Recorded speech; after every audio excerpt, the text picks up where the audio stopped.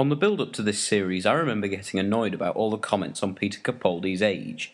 The Doctor used to be an eccentric grandfather figure, and even Christopher Eccleston had a sternness about him.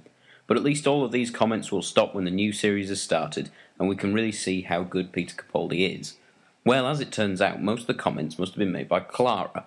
I feel sorry for Peter Capaldi standing there while people stare at you and go on about how old you are. I know this won't be a very popular opinion, but I previously wasn't keen on Clara. I felt the writers absolutely loved her and kept insisting that she was interesting, and when we all started making apprehensive noises, the writers started sulking and saying, "Well, we like her, so you'll just have to put up with her." But now I feel I've warmed to her.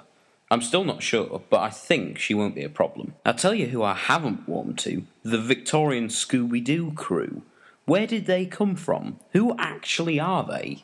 Why are we supposed to know who they are? Anyway, new series. First impressions, what do I think? Well, that intro sequence is interesting. And by interesting, I mean disappointing. And by disappointing, I mean embarrassing and awful rubbish. It will not age well. Not like Peter Capaldi. No, stop bad. Speaking of Capaldi, he spends the beginning of the episode confused on everything around him, and the second half being the actual Doctor. But there's no clear line. There's no point of change. It just changes. And while we're talking disappointments, the humour in the show. Slapstick in a highly dramatic, dark episode of Doctor Who. Whose bad idea was that? The humour ranged from an amusing rant about eyebrows to childish, awkward, out-of-place slapstick, and including an awful lot of cultural misunderstandings from Mr. Potato Head, which got very old very quickly.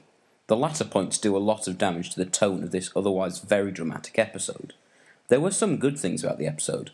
I can't fault any of the acting performances much as I'd like to try. I can't be the only one that was glad that the dinosaur wasn't a very big part of the episode. When I saw it in the advert, I felt my eyes rolling so far back that I could see my better years. And it's almost as though they watched my wish list for the new series. After all, the story wasn't rushed, it had interesting aliens. But I suppose we'll all have to see if the unanswered questions remain unanswered for several series. However, this episode was 80 minutes long, not really sure why. But the rest of the series episodes will be about 45 minutes long, so I suppose we'll have to wait and see if they really have learned from some of their previous mistakes. Overall, it wasn't a good episode. It started weak, and although it did build up a bit in the middle, it wasn't enough to make up for the rest. It will hopefully improve as the series continues, but this show could be on a downward spiral that it cannot leave. Thanks for listening. Here's the email address for any suggestions you may have.